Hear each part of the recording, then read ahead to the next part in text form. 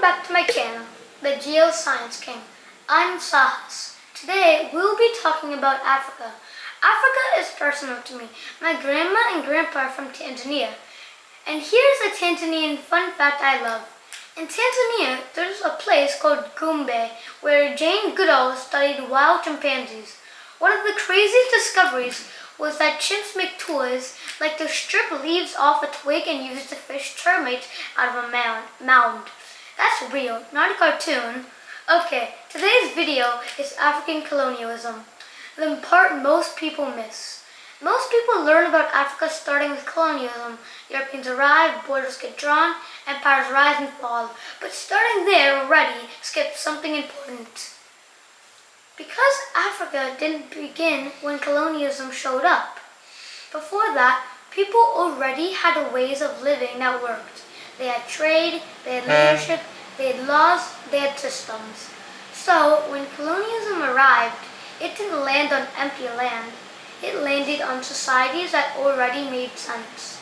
And colonialism didn't just change maps, it changed how life worked day to day.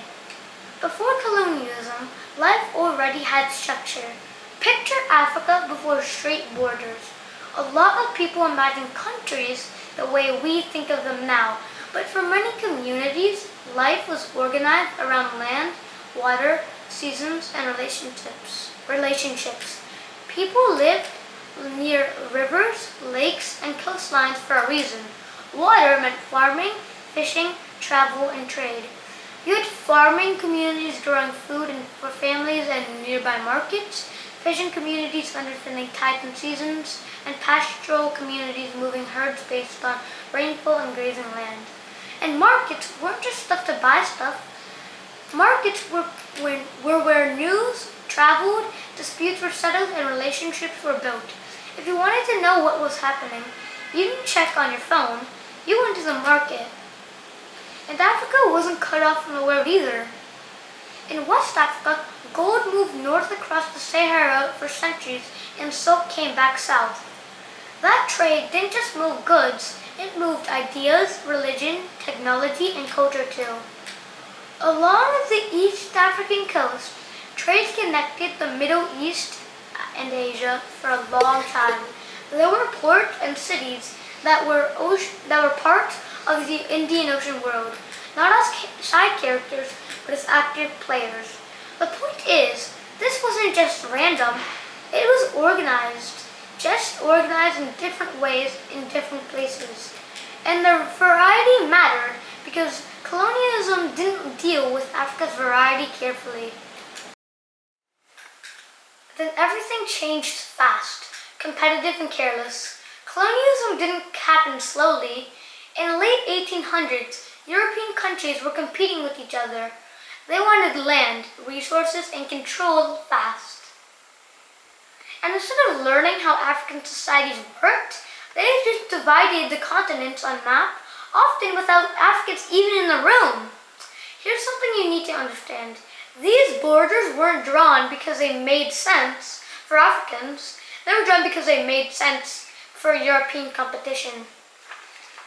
A lot of borders were drawn straight because straight lines were easy. They didn't follow rivers people depended on. They didn't follow languages people spoke. They didn't follow communities or families. Here's the part most people miss. People didn't move, the borders did. A family could live under one authority for generations and suddenly be split into two different colonies. And then later, two different countries. One side might be on one language system, one school system, one set of laws. And then the other side might be under a completely different set of rules. Those lines didn't just disappear later, they're still borders today. So even if colonialism created, the map it created stayed. What the roads tell us. Infrastructure is a clue. One of the clearest clues about colonialism is infrastructure, roads, and railways. Because you think roads connect people to people, right? Like town to town, school to market, city to city. But a lot of colonial roads and railways didn't do that.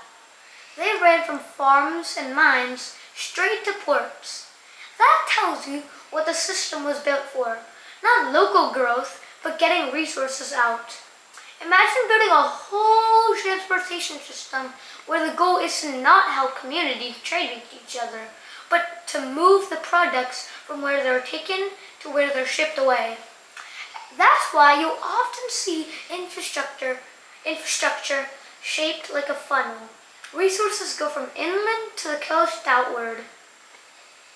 If the goal had been local growth, you'd see networks connecting African regions to each other. Instead, you see lines leading outward. Work stayed, wealth left. This part is huge. Africans grew cocoa, coffee, cotton, rubber. They mined minerals. They harvested crops year after year. But factories that turned raw materials into finished products were built somewhere else. So cocoa left Africa and chocolate came back, more expensive.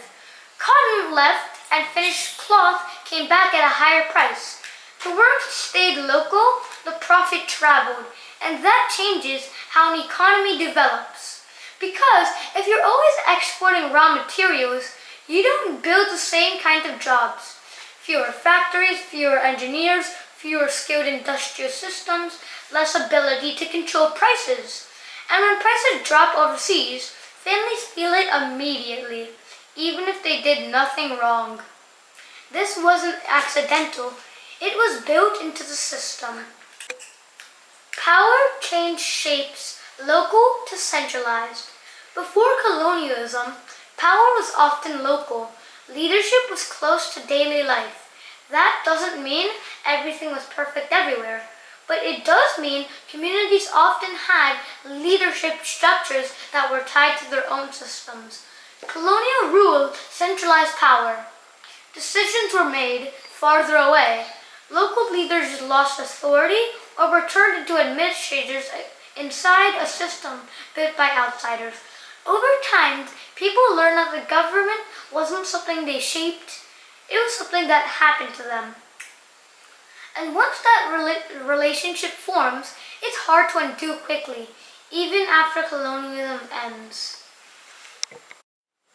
Education had limits, schools with ceilings.